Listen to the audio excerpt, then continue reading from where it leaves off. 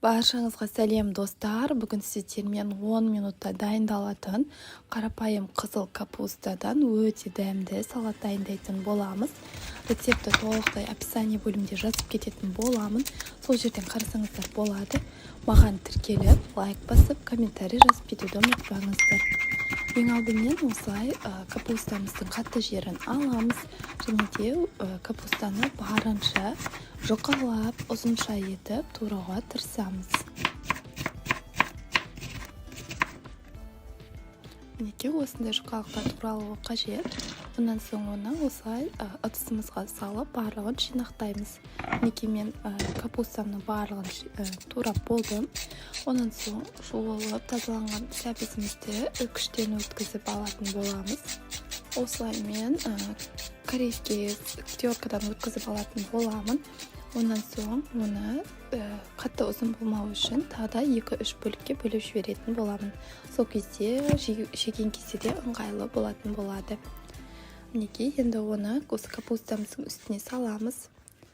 Және де үстінен 1 шай қасық тұзымызды саламыз.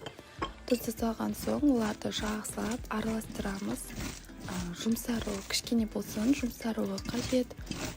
Осылай бір-бірімен араласуы қажет болады.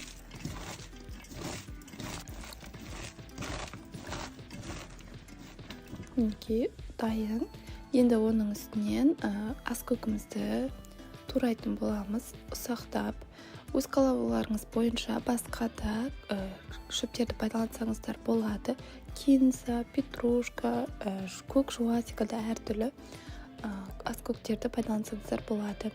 Онан соң үстінен лимонның сығындысы, яғни менде бұл жерде жарты лимон, сол жарайды. Оны жақсылап сығып аламыз. Мінекей. Енді сұйық май 2-3 ас қасық.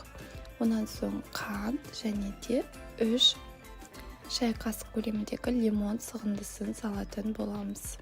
Оларды араластырып, осы салатымыздың үстінен құямыз.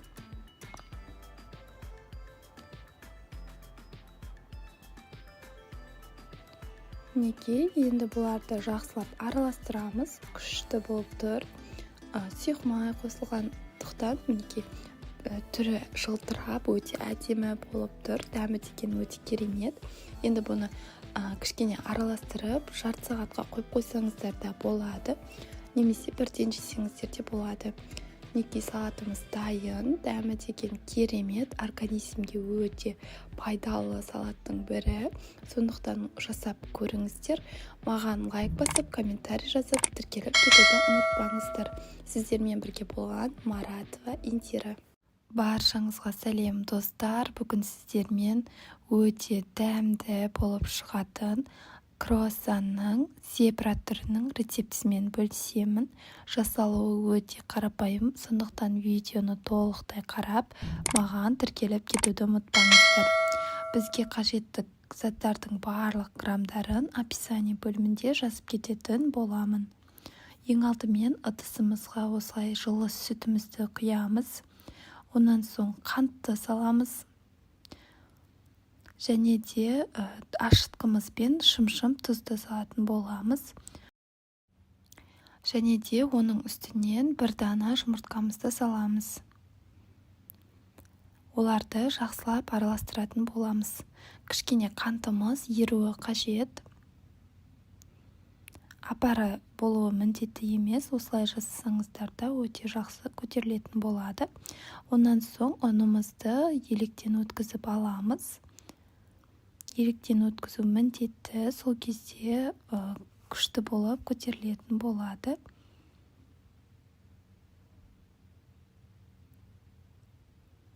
Мінекей барлығын өткізіп алдым және де енді қолымызбен қамырымызды илеп бастаймыз.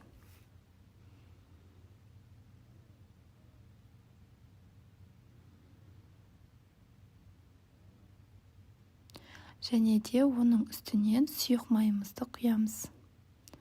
Тағы да қамырымызды илеп, осылай масса болып дайын болуы қажет. Мен шамамен 3-4 минут көлемінде илеп алдым. Кішкене қолға жабысқақ, жұмсақ болуы керек. Енді бір бөлігін осылай екі бөлікке бөлдім. Бірінші бөлігі ақ болады, ал екінші бөлігіне какаоны саламыз. Және де оны да міндетті түрде електен өткізіп болған соң оның үстінен шамамен 2 шай қасық көлеміндегі сүтімізді құятын боламыз. Және де оны жақсылап біркелкі етіп илеп аламыз. Шамамен 4-5 минут илеулеріңізді қажет етеді. Мінекей, менде массам дайын. Енді оларды екінші табағыма салып, оның үстін осылай салафанмен жабатын боламын. Кішкене сұйық сепсеңіздер болады, ол жабысып қалмауы үшін. Бұл қамырымызды жылы жерге қою міндетті, шамамен 1 сағатта көтеріліп шығады. Мінекей, көтеріліп шықты, күшті болып көтеріліп тұр. Екі қамырымызды. Енді қамырымызды алып, бірдей етіп 5 бөлікке бөлетін боламыз. Видеода көрсетілгендей етіп. Сіздер таразымен өлшеп те жазсаңыздар болады. Мен осылай бірден бөліп алған болатынмын.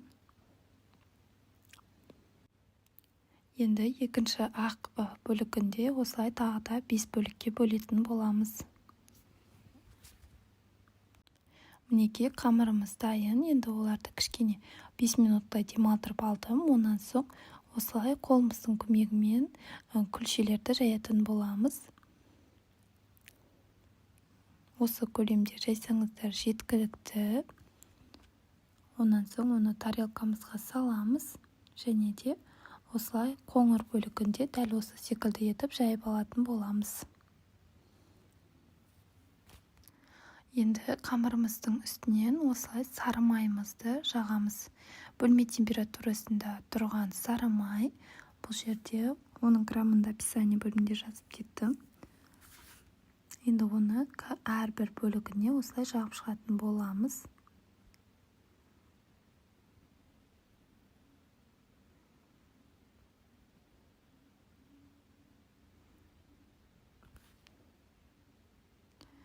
Мінекей, барлығына жағып болдым. Енді олардың үстін салафанмен жабып, тоңазытқышқа 1 сағатқа қоятын боламын. Бір-бірімен сіңіп, майымыз кішкене формасын ұстауы қажет. Мінекей, 1 сағаттан соң кішкене қолымды сұйық майлап алдым, жабысып қалмау үшін. Енді оларды осылай алып, қамырымызды осылай жаятын боламыз. Қолмен жайсаңыздар да болады.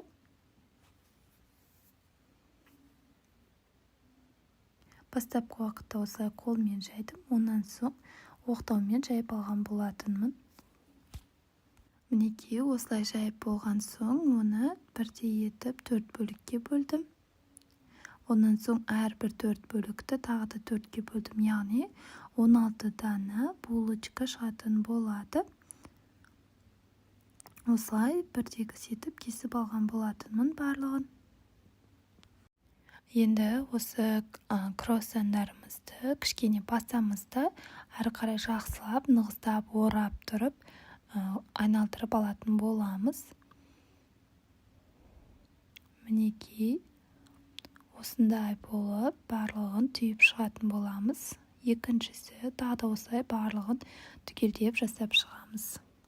Және де осы булочкаларымызды кішкене 10 минутқа көтерілу үшін бетін салафанмен жабып жылы жерге қоямыз. Онан соң жұмыртқалы массамызбен, яғни жұмыртқамызбен бетін жағып шығатын боламыз. Қызарып, әдемі болып тұру үшін барлығына жағып шыққан болатынмын осылай. Енді осы булочкаларымызды 200 градуста 30-35 минут шамасында пістіріп аламыз. Духовкаңыз қызып тұрған болуы қажет. Мінекей, толықтай пісіп шықты. Күшті болып көтеріліп тұр. Дәмі деген керемет. Енді бұны кесіп те көрсетемін. Булочкаларды бірден кеспейміз, барынша кішкене болсын суы қажет, сол кезде ғана кессеңіздер әдемі болып тұрады. Мінекей, енді кескен кезінде де түрі толықтай әдемі болып, зебра формасын ұстап тұр. осы рецептпен жасап, маған тіркеліп, лайк басып, комментарий жазып кетуді ұмытпаңыздар. Сіздермен бірге болған Маратова Индира. Сау болыңыздар. Баршаңызға сәлем достар. Бүгін сіздермен осындай етіп тауық етінен палау дайындаймыз. Рецепті толықтай қарап, маған лайк басып, комментарий жазып, тіркеліп кетуді ұмытпаңыздар. Енді ең бірінші бізге қажетті заттар ол тауық еті, сәбіз, яғни сәбізді осылай видеода көрсетілгендей етіп, ұзынша етіп турап шығамыз. Онан соң осылай құрғақ ыдысымызға сұйық майымызды құямыз. Мен бұл жерде 2 ожау сұйық май құямын. Қазір тағы да күрішті де осыған сай етіп өлшеп салатын боламын. Қойдым, ол қызып тұр, яғни қызам дегенше мен енді жуаны турап аламын. Жартылай сақиналап, жұқалап турап алсаңыздар болады. Онан соң осылай қызып тұрған майымыздың үстіне осы жуанымызды салып қызартып қуырып аламыз. Кішкене араластырып тұрсаңыздар болады. Мен қуырылам дегенше сәбіздің ары қарай толықтай 2 данасында турап алған болатынмын.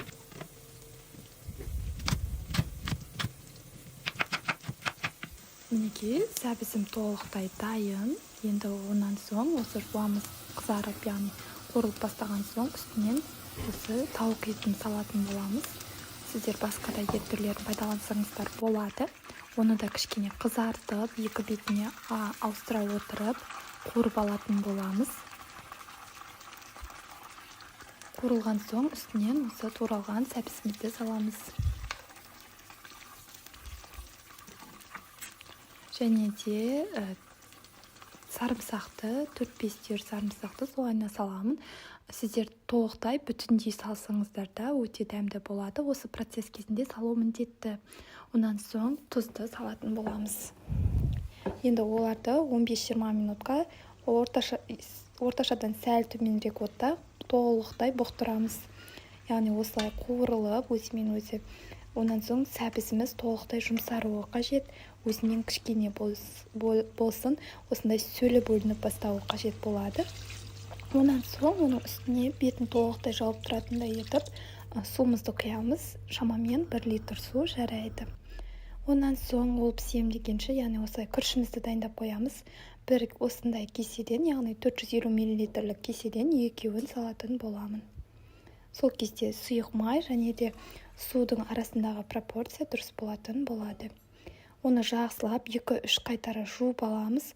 Онан соң жылы суға кішкене ғана үстінен тұзды салып, бір 20 минут шамасында бұқтырып қоятын боламыз.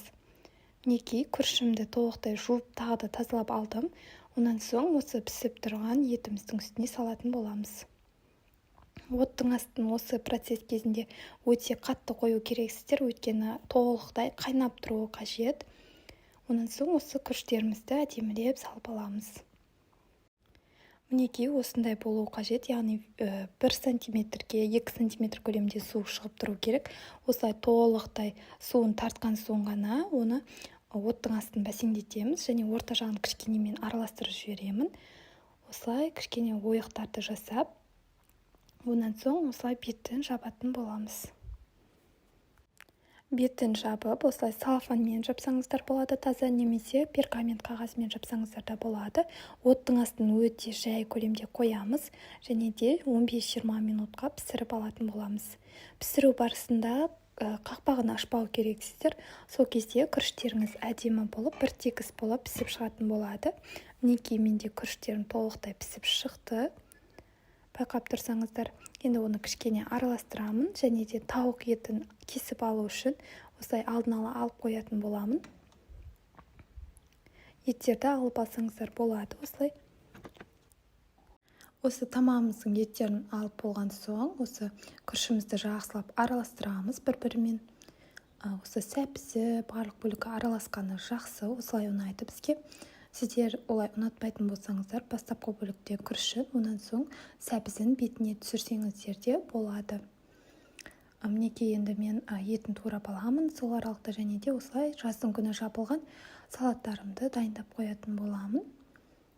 Мінекей енді тамағымды түсіре беремін. Етімді турап қойдым.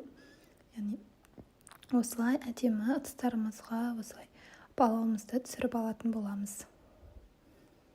Шашылып, күшті болып пісіп шығады. Күштері олай жабысып қалмайды. Көріп тұрғандарыңыздай. Егер де сіз менің каналыма тіркелмеген болсаңыз, тіркеліп алыңыз. Сіздермен өте күшті, дәмді рецепттермен бөлісуге барлық уақытта дайынмын. Маған тіркеліп, лайк басып, комментарий жазып кетуді ұмытпаңыздар. Маратова Индира. Мінекей енді үстінен осы тауық етін салатын боламыз. Өте күшті болып пісіп шықты.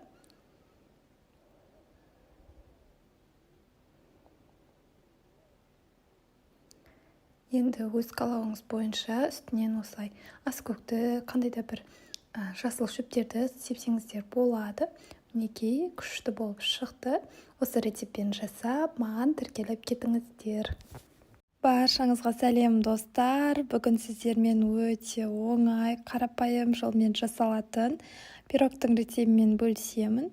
Жасап көріңіздер. Маған лайк басып, комментарий жазып, тіркеліп кетуді ұмытпаңыздар. Дәмі деген өте керемет болып шығады. Ол үшін бізге қажетті заттар өте қарапайым. Ұн, сұйық май, қант, тұз, разрыхлитель, жұмыртқа және сүт қажет болады. Грамдарын описание бөлімінде жазып кететін боламын. Ең алдымен құрғақ ыдысымызға осылай 4 жұмыртқамызды саламыз.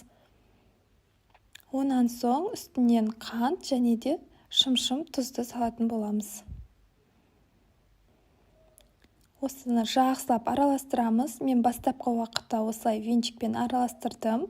Онан соң осылай миксермен жақсылап көпіртіп алған болатынмын. Сіздер де осылай жасасаңыздар болады. Көпіршіктеніп, осылай күшті болып көпіріп тұруы қажет. Осылай көпірген соң, оның үстінен сұйық майымызды құямыз. Және де бөлме температурасында тұрған сүтімізді құямыз. Сүтті жылыту міндетті емес. Оларды осылай жақсылап араластырамыз.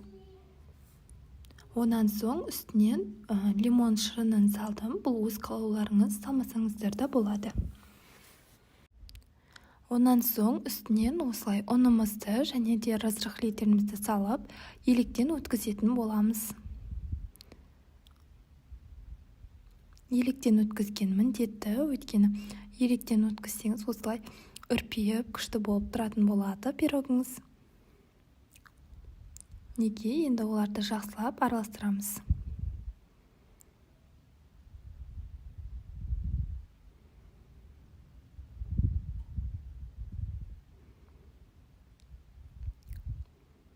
Ешқандай ірімтік болмауы қажет, толықтай біркелкі масса болып түзіліп шығуы қажет. Неге менде дайын. Енді оның үстінен изюм саламын, яғни мейіз. Салмасаңыздар да болады. Бірақ осылай мейізбен өте қатты ұнады маған дәмі. Және де грек жаңғағын бетіне себетін боламыз. Массамыз дайын. Енді протеинімізді дайындаймыз. Бұл жерде мен протеинге ешқандай қағаз төсемедім, сондықтан тек қана сары май жағып алған болатынмын. Бұл 30 сантиметрлік протеин, яғни үлкендігі үлкен. Осылай үлкен етіп өз отбасыларыңызға дайындай берсеңіздер болады. Неге енді оны құйып, пирогымызды салдық, онан соң үстінен грек жаңғақтарын себіп шығатын боламыз. Және де бұл пирогымызды қысып тұрған пеште 180 градуста 35-40 минут шамасында қызартып пісіріп аламыз. Піскен соң осылай тіс шұқығышпен, яғни осылай тексеріп алсаңыздар болады.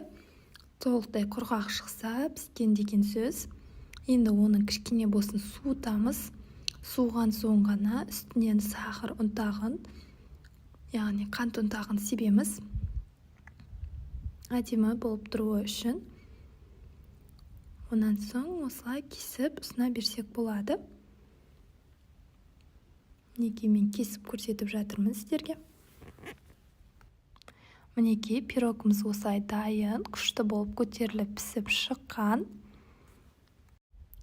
Енді дәмін де көрсек болады. Мінекей шанышқымызбен көріп жатырмын. Дәмі деген өте керемет болып шыққан. Осы рецептпен толықтай жасап көріңіздер. Толықтай тексерілген рецепт. Грамдарын нақтылап жасасаңыздар, сіздерде де дәл осылай шығады. Ас болсын, сіздермен бірге болған Маратова Индира. Менің каналыма тіркеліп, лайк басып, комментарий жазып кетуіңізді ұмытпаңыздар. Келесіде қандай рецепттерді жасайын, соны да ұсыныс ретінде жазып кетсеңіздер, өте қатты қуанышты боламын.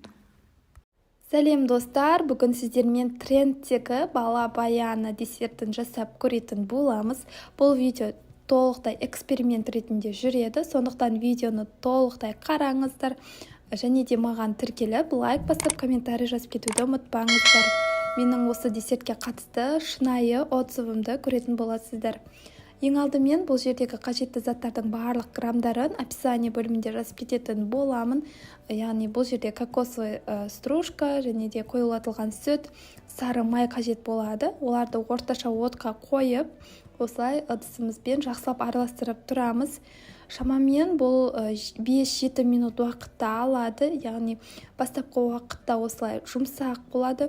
Онан соң үздіксіз араластырып тұрған соң ғана қоюлана бастайтын болады. Асты бірігіп қалмауы үшін үздіксіз араластырып тұрыңыздар.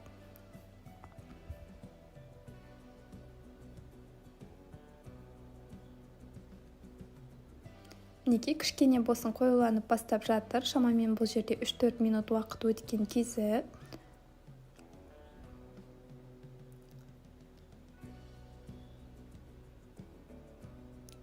Мінекей осылай дайын болып қалуы қажет, кішкене формасын ұстауы қажет болады. Онан соң оны осылай басқа ыдысымызға саламыз. Басқа ыдысымызға салып, толықтай комнатный температураға дейін салқындатып аламыз. Онан соң қана тоңазытқышқа жарты сағатқа қоямыз. Сол кезде осындай видеодағыдай өз формасын ұстап, жабыспай жақсы дайын болатын болады. Мен оларды осылай тарелкаларға салып алдым, дөңгелек формаларға келтіріп. Осылай формаларын ұстап бастағаннан соң, дөңгелектеп болғаннан кейін, яғни тоңазытқышқа салып қойдым. 10 минут шамасында, яғни карамель дайын болам дегенше. Бұл жерде карамельге, яғни осылай қантымызды саламыз және де суымызды құямыз. Орташа отта кішкене ертеміз бастапқы уақытта, онан соң араластырып тұратын боламыз.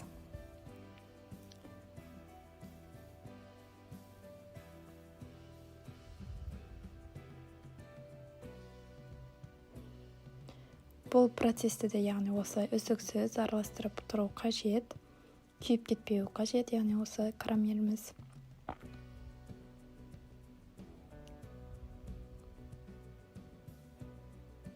Мінекей қайнап бастады, яғни шекеріміз толықтай еріген, яғни осылай дайын болып бастайды. Қайнап бастаған соң үстінен 1 шай қасық лимон сығындысын құятын боламыз. Сол кезде бұл қазір жылтырап, өте әдемі түс беретін болады бала баяныға. Енді дайын болған көру мақсатында осылай салқын суға карамелімізден, яғни осылай кішкене болсын құйып аламыз. Мінекей осындай формасын ұстау қажет. Мен шамамен тағы да 1-2 минут қайнаттым. Мінекей енді дайын біздікі. Енді осылай 2 арнайы ыдысымды дайындап қойдым, бояуларымды дайындап қойдым бұл жерде. Енді осы карамелімізді құямыз. Мен 2 түрлі түсті етіп жасайын деп жатырмын, яғни жасыл және де қызыл түсті етіп. Бұл жерде менде Креда фирмасының осындай бояулары. Қызыл түрінен 2 тамшы салдым. Және де жасыл түрінен де 2 тамшы құйған болатынмын. Араластырамыз жақсылап. Мінекей формасы, яғни түсі шығып бастады. Енді екіншісіне де осы жасыл түріндегі бояуды құятын боламыз. Бұл өз қалауларыңыз, басқа да түрдегі бояуларды қоссаңыздар болады. Оны жақсылап араластырамыз. Мінекей, бұл процесте өте жылдам жұмыс жасау қажет, яғни ыстық болып тұру қажет. Егер де бұл салқындап қалатын болса, яғни формалары келмей қалады, жабысып қалуы мүмкін. Мінекей, енді оны тездетіп, айналдырып, осылай қасығымыздың көмегімен бір-біріне жағып шығатын боламыз. Әдемілеп жағып болған соң, осылай тағы да ыдысымызға құйып қойдық. Шыны керек, бұл карамельмен жұмыс жасау өте қиын екен.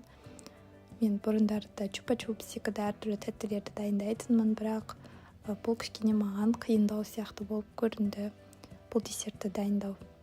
Тағы да бояу салдым, тағы да кішкене қызару үшін. Енді бірден құйып, осылай қасықтарымызбен құйып, бірден осы пергамент қағазына төседім.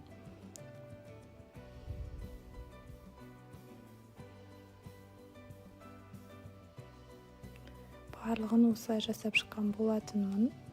Енді кішкене жұмыс жасауға ыңғайсыз. Бұл процесс маған өте қатты қиын болды. Және де карамель ыстық кезінде жұмыс жасамасаңыздар болмайды. Яғни осылай болып шықты. Бұл карамельді де тағы да құйып болған соң, шамамен кішкене болсын бұл салқындау қажет, яғни жағылып болған соң, сол кезде қатып шығатын болады.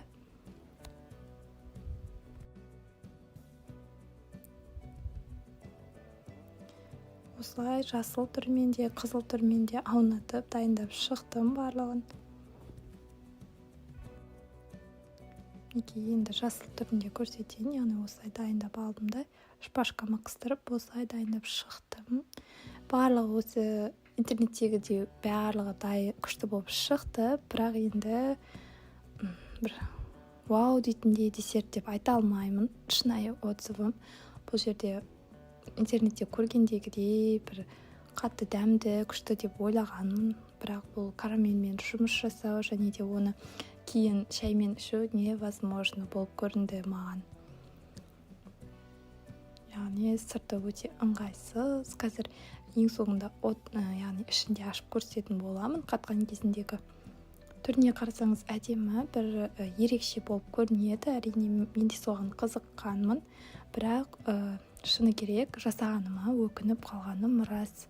Қаншама заттарды ысырап қылғанның орнына басқа да тәттілерді жасағандарыңыз дұрыс деп ойлаймын. Бұл менің шынайы отзывым. Яғни мінекей, кішкене болсын қатқан түрі, мен оны әдейі ыдысыма салып алдым. Түріне қарасаңыз өте әдемі. Интернетте аты шулы, осылай түріне ұқсайды, бірақ енді бөлу невозможно. Шыны керек, бұны тістеу вообще қиын. Сондықтан бұл рецептпен жасамаңыздар, өз заттарыңызды ысырап қылмаңыздар бұндай затқа. Сол менің толықтай шынайы отзывым. Маған тіркеліп, лайк басып, комментарий жазып кетіңіздер. Сіздер бұл десертті жасап көрер ма едіңіз? Жасап көрдіңіз ба немесе? Шынайы отзывтарыңызды бөлісіп жазып кетіңіздер. Келесі менің каналымнан қандай видео рецептерді күтесіз? Барлығын жазып кетіңіздер. Баршаңызға сәлем достар. Бүгін осындай өте дәмді, езілмейтін түшпәраның рецебімен бөлісемін. Ұстаған оразаларыңыз қабыл болсын. Ауызашарға өте керемет тағам. Маған лайк басып, комментарий жазып кетуді ұмытпаңыздар. Ең алдымен біз осындай салқын суымызға тұз және де жұмыртқамызды салып араластырамыз. Онан соң ұнымызға қосып, жақсылап қамырымызды илеп алатын боламыз.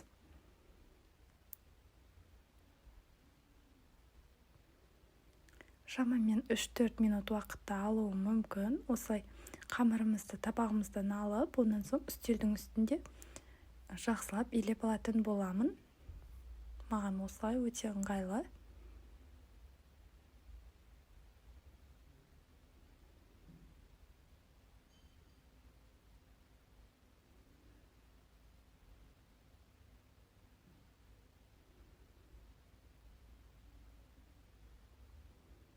Мінекей қамырым дайын, оны демалу үшін 10 минутқа қойып қоямын. Сол аралықта начинкасын дайындаймыз, яғни салмасын дайындаймыз. Бұл жерде менде фарш және де жуаны ұсақтап, төрт-бұрышты етіп турайтын боламыз. Бір орташа көлемдегі жуанның жартысын пайдалансаңыздар жарайды. Қалған жартысын қазір сорпаға қосатын боламыз. Жуамызды осылай фарштың үстіне салып, оның үстінен тұзымызды және де дәміне қарай қара бұрышымызды салатын боламыз. Оларды жақсылап араластырамыз. Онан соң осылай сорпасына, яғни біз жуаны ұсақтап тураймыз. Жаңа көрсетілген жуанның жартысы және де бір дана картошка қосамыз. Енді қамырымызды алып жайып қоямыз. Мінекей менде толықтай иіні қанып, күшті болып демалып тұрған қамыр. Яғни осылай енді оны оқтауымызбен жайып аламыз.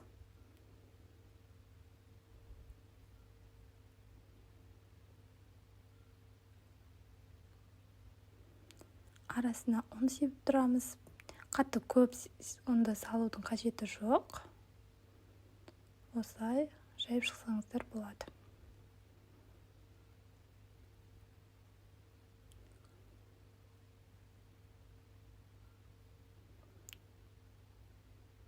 Енді осы қамырымыз дайын болған кезде осылай кесіп алатын боламыз. Осылай 3 саусақты қойып, осы көлемде кесіп алатын боламын.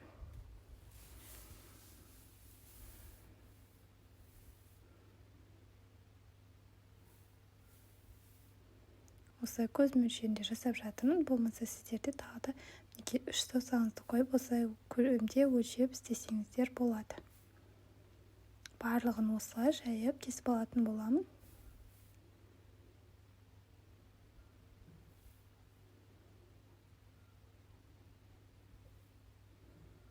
Мінекей, енді салмасын салып шығамын барлығына.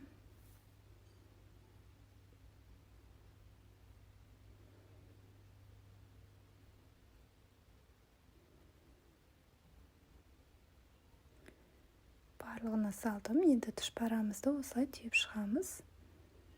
Видеода көрсетілгендей етіп, өте оңай түйіп шықсаңыздар болады.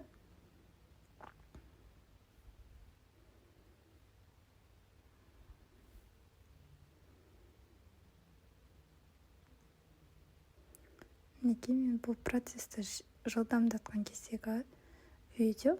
Осылай жасап алсаңыздар болады. Мінекей, тұшпараларым дайын. Толықтай енді мен дәл қазір салмайтындықтан осылай дайындап қоямын. Енді сорпасын дайындаймыз. Бұл жерде кішкене ғана сұйық май қостым. Шамамен 2-3 ас қасық. Онан соң жуаны және де картошканы тұзды салып араластырып, кішкене қуырып аламыз. Оның үстінен осындай томат пастасын саламыз. Бұл жерде менде домашний, яғни қолдан жасалынған. Сіздер өз қалауларыңыз бойынша магазиндікінде пайдалансаңыздар болады.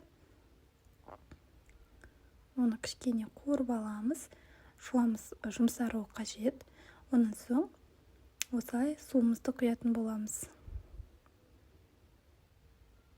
Мен шамамен бұл жерде 3 литр су құйдым осы тамаққа. Мінекей, енді барлығын қайнап тұрған кезде салып алдым. Пельмендеріміз дайын, көтеріліп пісіп жатыр. Енді өз қалауларыңыз бойынша аскөк, әртүрлі зелендерді салсаңыздар болады. Маған тіркеліп, лайк басуды ұмытпаңыздар. Ас болсын. Сіздермен бірге болған Маратова Индира.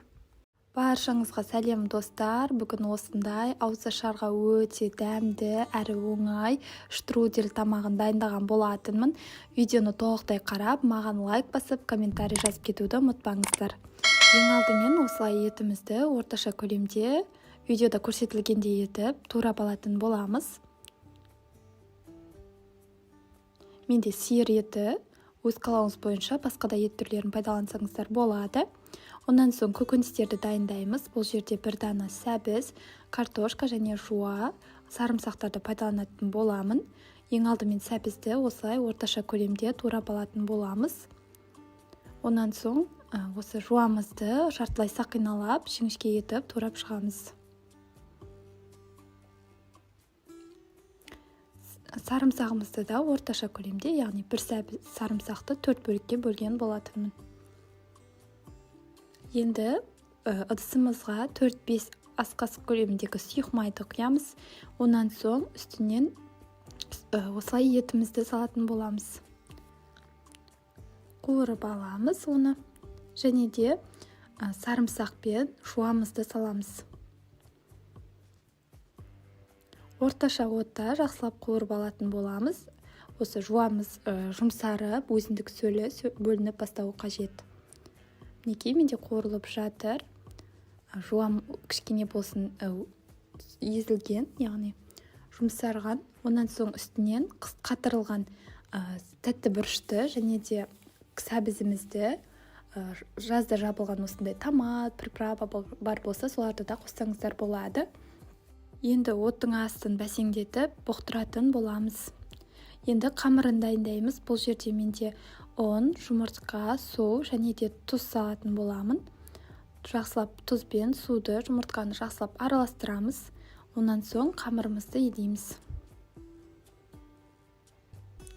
Орташа қаттылықтағы қамырымыз дайын болуы қажет. Шамамен 4-5 минут елесеңіздер дайын болып қалады. Мінекей, мен бастапқы уақытта табақты араластырдым. Онан соң үстелде жақсылап қамырымды елеп алатын боламын.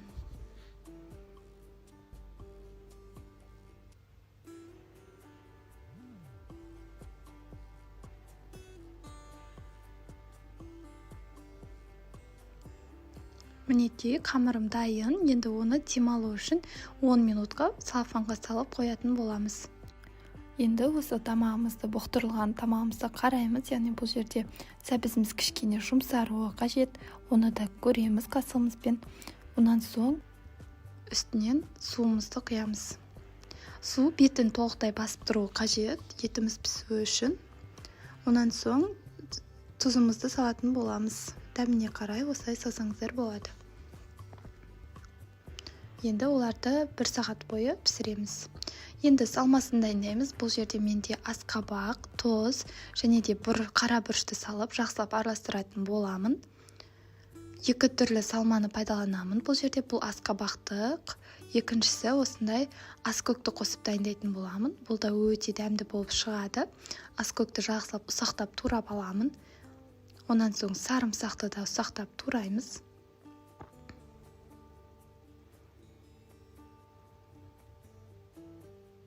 Және де оларды осы сұйық майымыздың үстінен салатын боламыз. Жақсылап араластырамыз. Қамырым мінекей 2 бөлікке бөлдім. Бірінші бөлігі осылай өте күшті болып, жұмыс жасауға ыңғайлы болып тұр. Кішкене ұнымызды себіп, жайып бастаймыз. Мінекей, осында видеода көрсетілгендей жұқалап жайылуларыңыз қажет. Онан соң үстінен кішкене сұйық майды себеміз, және де осы асқабақты массамызды салып, жақсылап жайып шығатын боламыз. Барлық бөлігіне жеткізіп, жайып шықсаңыздар болады.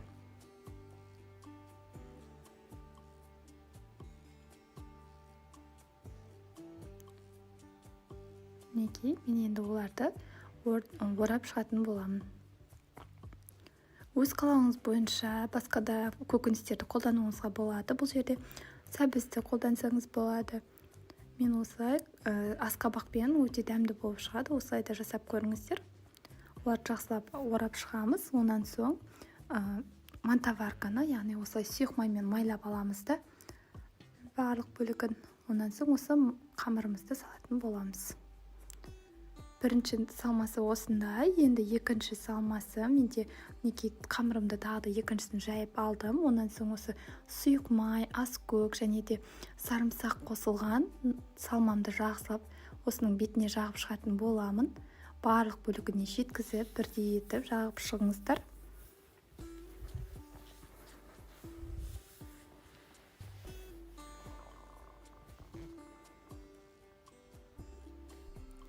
Оларды да жақсылап орап шығатын боламыз. Осы салмасы өте дәмді болып шығады. Енді аскөкті ұнататын, сарымсақты ұнататын кісілерге өте дәмді ұнайды деген ойдамын. барлығын осылай орап шығатын боламыз.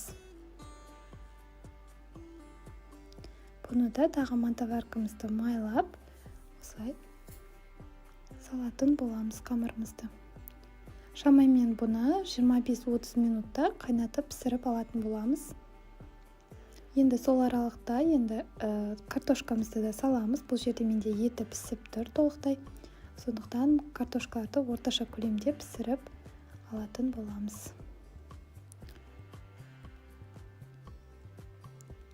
Картошкамызды саламыз мінекей. Жақсылап араластырып жібереміз. Осы кезеңде дәмін көріңіздер. Тұзы аз болса, көп болса, сол моменттерді байқап қараңыздар. Мінекей, енді менде 25 минуттан соң осылай қамырымыз дайын, яғни пісіп тұр. Бұл жерде осколкты начинка. Оларды жақсылап кесіп шығатын боламыз. Орташа көлемде, яғни 2 сантиметр деңгейінде деп айтайын. Осылай жақсылап кесіп шығамыз. Екіншісі мінекей асқабақты начинка. Бұл да өте дәмді болып шығады. Дастарханымызға, осылай ыдысымызға салып шығатын боламыз. Ортасынан осы тамағымызды, яғни салатын боламыз. Өте тойымды, әрі дәмді тамақ болып шығады. Осы рецептпен жасап көріңіздер. Кішкене болсын ерекшелендіріп, өте дәмді етіп жасауға тырысыңыздар. Ас болсын, сіздермен бірге болған Марат và Индира. Мені қолдап кетуді ұмытпаңыздар. Баршаңызға сәлем достар, ұстаған оразаларыңыз қабыл болсын. Бүгін өте дәмді сірнет тамағын дайындаймыз. Бұл жерде ешқандай сұйық май қосылмайды. Ет толықтай өз сөлінде пісетін болады. Сондықтан жасап көріңіздер.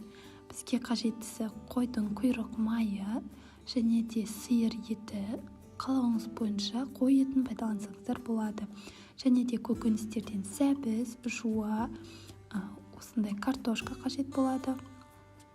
Және де осылай картошкаларымызды орташа көлемде турап алатын боламыз. Видеода көрсетілгендей етіп турап шығыңыздар. Ондан соң сәбізімізді де турап шығамыз.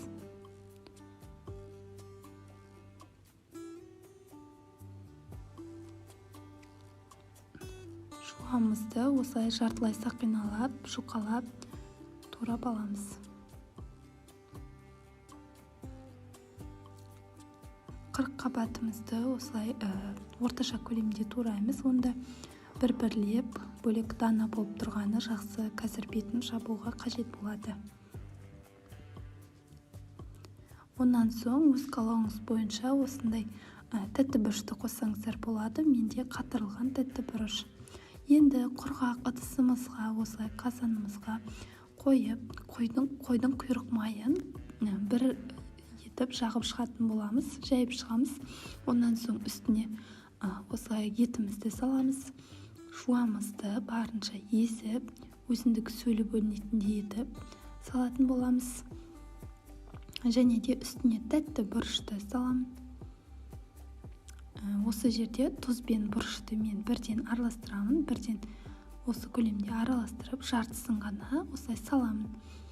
Онан соң жартысын қазір алып қоямыз да, көкөністерден кейін салатын боламыз. Енді мінекей сәбізімізді салып шықтық. Онан соң үстіне картошкамызды да салып шығамыз. Бұл тамақтың өте оңай жері, осылай барлығын саласыз да 2 сағатқа боқтырасыз, болды. Тамақ өзімен өзі дайын болатын болады. Мінекей енді тағы да тұз бұрышымызды себеміз арасына. Онан соң капустамызды жайып шығатын боламыз. Бетін толықтай жабып тұрғаны жақсы. Капустада бір өте күшті дәм береді осы тамаққа. Енді капустаны ұнатпайтын адамның өзі осылай өте қатты ұнатып кететін болады. Дәмі керемет болып шығады. Мінекей енді жабып болдым. Енді қақпағын жабып 2 сағатқа осылай отқа қоятын боламыз. Кіші көлемде. Мінекей менде 2 сағат өтті. Тамағым өте дәмді болып бұқтырылып тұр. Енді қыздар, дәмі деген, иісі деген өте күшті. Енді осы тамағымызға салатты да дайындаймыз. Мен свежий салат дайындадым. Бұл жерде қызанақ, салатный лист және де огурцеларды тураған болатынмын.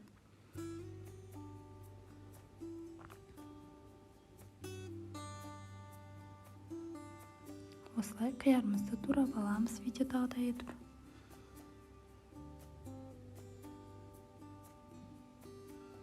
Ондан соң қызанағымызды да орташа көлемде турап алатын боламыз.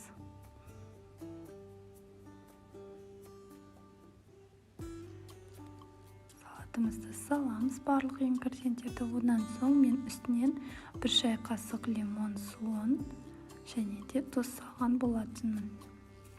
Осылай өте дәмді болып салатымызды да дайындадық.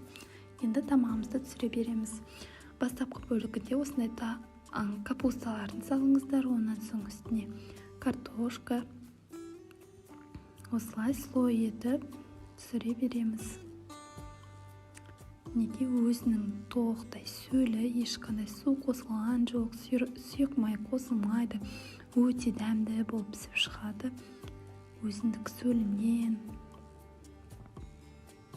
Мінекей енді етті де турап кесіп жатқанымды көрсетейін, қыздар.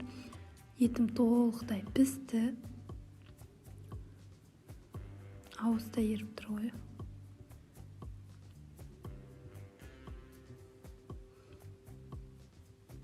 Тамағымыз дайын, ұсына берсек болады.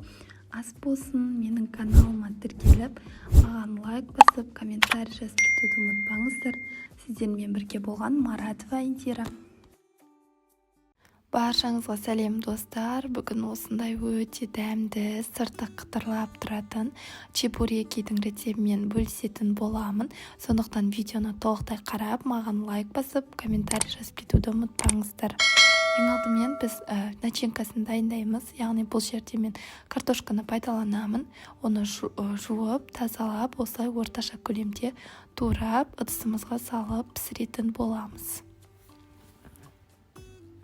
Осылай картошкаларымызды кесіп, үстінен суын құйып, қайнатып пісіріп аламыз. Енді сол аралықта қамырын дайындаймыз. Бұл жерде ыстық су, ұн, сұйық май, тұз және қант қажет болады. Грамдары описание бөлімінде жазылған. Өте маңыздысы осындай ыстық су болуы қажет. Сол кезде қытырлап тұратын қамыр шығатын болады. Ыстық судың үстіне тұз, қант, сұйық майымызды құямыз және оларды жақсылап араластырамыз. Онан соң үстінен електен өткізілген ұнымызды қосатын боламыз. Осылай мен секілді етіп қасықпен жақсылап қамырыңызды илеп араластырып алыңыздар.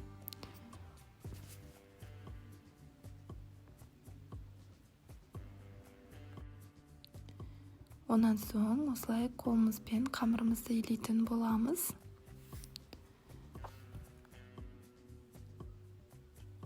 Және де осылай басы бірігіп бастаған кезде мен үстелдің үстінде жақсылап біріктіріп қамырымды илеп алатын боламын. Осылай мыжғылап отырып, жақсылап иін қандырып қамырымызды илейміз. Мінекей қамырымды илеп болдым. Енді оның демалуы үшін осылай салафанға салып 5-10 минутқа қоя тұрамын. Сол аралықта осы начинкамызға жуамызды да турап аламыз. Яғни ұсақтап, төртбұрышты етіп турап алсаңыздар болады. Оны осылай ыдысымызда қуырып алатын боламыз. Яғни сковородкаға 2-3 ас қасық көлеміндегі сұйық майды құямыз және де жуамызды салып, қызартып қуырып аламыз. Осы демалған қамырымызды аламыз және де оны бірдей етіп 2 бөлікке бөлеміз. Оларды жақсылап қайырып, осындай қамырымызды дайындап аламыз.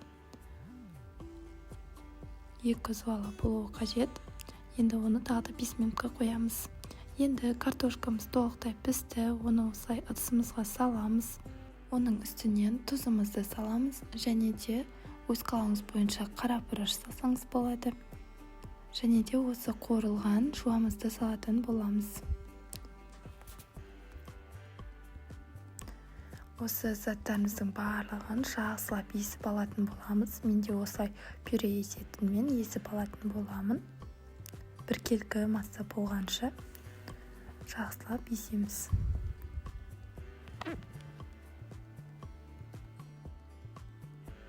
Енді қамырымызды дайындаймыз. Осылай бір бөлігін алып, жақсылап бастапқы уақытта ұнды саламыз. Жақсылап қамырымызды жұқалап, жайып алатын боламыз. Мінекей жайып болдым. Оларды бірдей етіп осындай кішкене көлемдегі дөңгелектермен кесіп алатын боламын. Бұл шай кесенің көлеміндегі дөңгелек форма. Осылай барлығын әдемілеп кесіп алатын боламыз.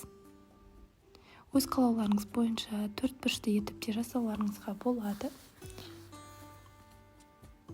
Маған осылай ұнайды, барлығын дөңгелектеп жасап алатын боламын. Онан соң осы салмамызды да салып шығамыз. Жарты бөлігіне салсаңыздар жарайды, қатты көп болса да ол кейін жыртылып кетуі мүмкін. Сондықтан осы видеода көрсетілгендей етіп салып шықсаңыздар болады. Барлығын салып болған соң осылай түйіп шығамыз видеода көрсетілгендей етіп.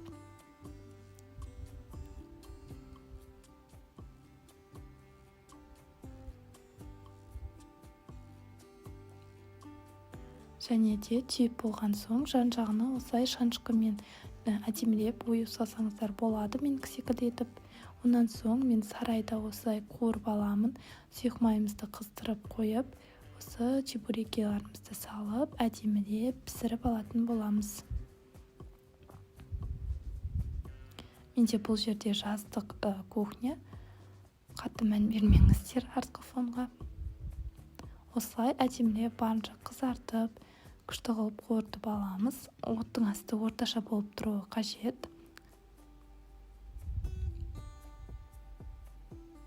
Мінекей, енді мен оларды осылай ыдысымды дайындап қойдым, яғни қағаз сөлкіні қойып, майын сырғыту мақсатында осылай пісіріп алатын боламыз барлығын.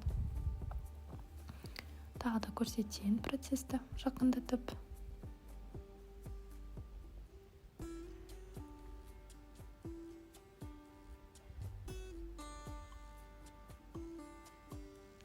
Әдемі болып қызарып шығып жатыр.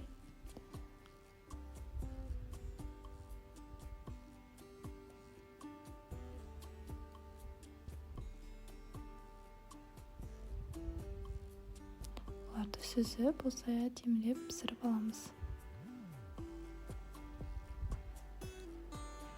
Мінекей толықтай чебуреки дайын, сырттары қытырлақ болып толықтай пісіп шықты. Осы рецептпен жасап көріңіздер. Маған тіркеліп, лайк басып, комментарий жазып, қоңырауша белгісін қойып кетуді ұмытпаңыздар. Сіздермен бірге болған Маратова Индира. Баршаңызға сәлем достар. Бүгін осындай өте дәмді еттің өзінің сөлінде осындай қордақты дайындайтын боламыз. Еті жұмсақ болып піседі. Сондықтан видеоны толықтай қарап, маған лайк басып, комментарий жазып, мені қолдап кетуді ұмытпаңыздар. Сіздермен бірге болатын Индира. Ең алдымен бізге қажетті заттар, яғни осы қордақты пісірер кезінде еті де өте маңызды. Сондықтан барынша қара етті пайдалануға тырысыңыздар.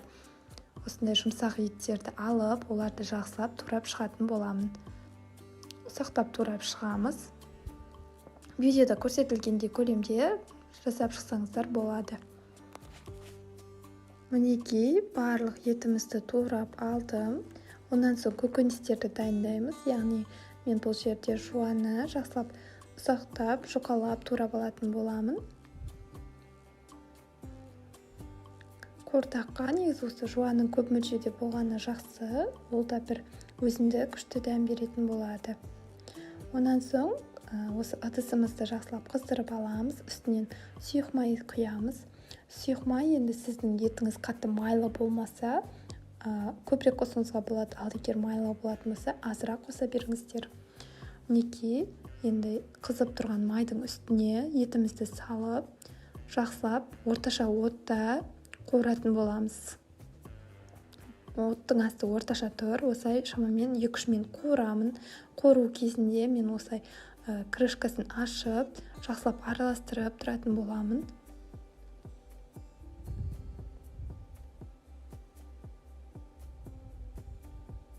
Енді тағы да крышкасын жабып, енді толықтай астын өте бассейндетіп, яғни төмен қойып, осылай крышкасын жабып бұқтыратын боламыз. Шамамен 15-20 минут арасында бұқтырып, яғни өзіндік сөлі бөлінуі қажет болады еттен. байқап тұрғандарыңыздай осындай сөлдің бәрі осы еттен түзілген болатын.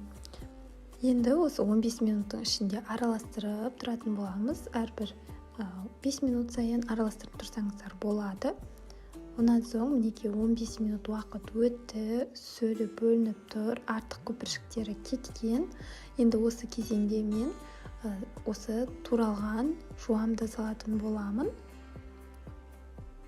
Болады да жақсылап осы сөлі бөлінетіндей етіп нығыздап салсаңыздар болады.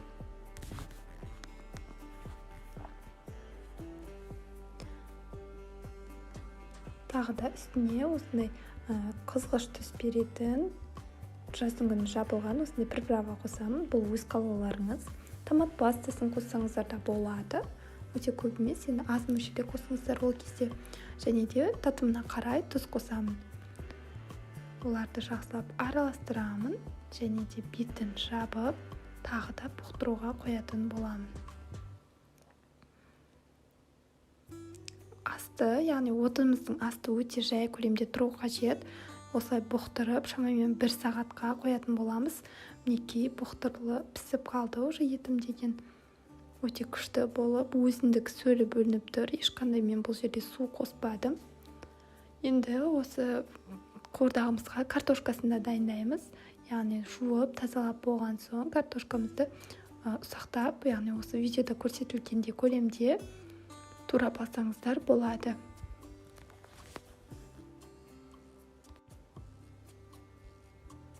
Енді осы ұсақтап туралған картошкаларымызды сковородкаға, яғни осы етіміздің үстіне салатын боламыз.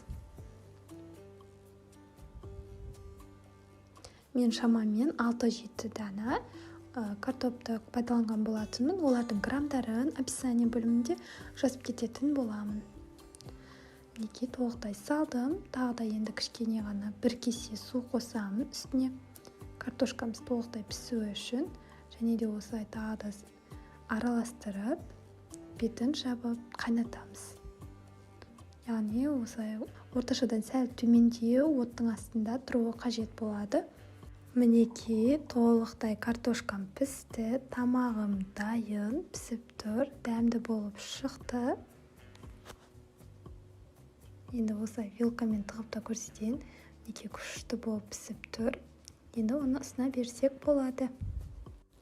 Мінекей ыдысқа салған түрінде көрсетейін. Өте дәмді болып шықты қыздар. Еті толықтай пісті. Осы рецептпен жасап көріңіздер. Ас болсын. Сіздермен бірге болған Марат và Индира. Менің каналыма тіркеліп, лайк басып, қоңыраушаның белгісін басып, мені қолдап кетіңіздер. Келесіде менің каналымда кездескенше сау болыңыздар. Баршаңызға сәлем достар. Бүгін осындай өте дәмді, көп уақытты алмайтын самсаның рецептісімен бөлісетін боламын. Дәмі деген керемет болып шығады. Сондықтан осы рецептпен жасап көріңіздер. Ең алдымен бізге фарш қажет болады, жуа және де дайын самсаның қамыры. Бұл жерде мен осылай жуамызды 4 бұрышты етіп жақсылап турап алатын боламын, ұсақтап. Турап болған соң осылай фаршымыздың үстіне салып, үстінен салатын боламыз. Онан соң тұзымызды саламыз. Дәміне қарай осылай салсаңыздар болады. Және де қара бұрышты саламыз. Өз қалауларыңыз бойынша зира, тағы да басқа дәмдеушілерді салуларыңызға болады. Мен тек қана осылай жасайтын боламын. Менде бұл дайын қамыр, яғни магазиндікі. Бұны осылай бөліктерге бөлетін боламын. Кішкене ұнды себелеп отырып. Бұл жердегі әрбір тесто шамамен 25 грамм шамасында болады. Өлшеп жасаңыздар. Осылай ыңғайлы формаға келтіреміз де әрі қарай қамырымызды жайып алатын боламыз. Дөңгелектеп. Мен барлығын бірден осылай жайып шығамын. Шамамен 10-15 шақтысын жайып боламда, онан соң салмасын салып түйетін боламын.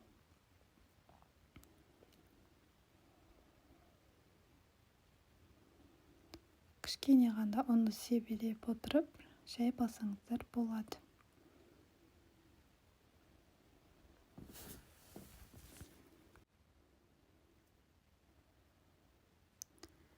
Мінекей жайып болдым. Енді оның үстінен салмасын саламын. Яғни осылай салмасын салып шықсаңыздар болады.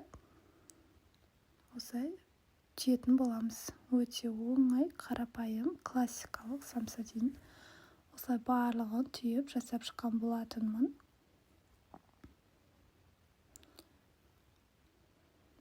Противенімізге осылай пергамент қағазын төсеп, 2 противен етіп жасап алдым. Оның үстінен жұмыртқамызды жағатын боламыз. Жақсылап араластырып жұмыртқамызды. Онан соң жағып шығатын боламыз. Мінекей жағып болдым. Онан соң үстіне өз қалауларыңыз бойынша кунжут салсаңыздар болады. Мен ақ кунжутты салдым. Өте әдемі болып тұратын болады піскен кезде де кунжутпен.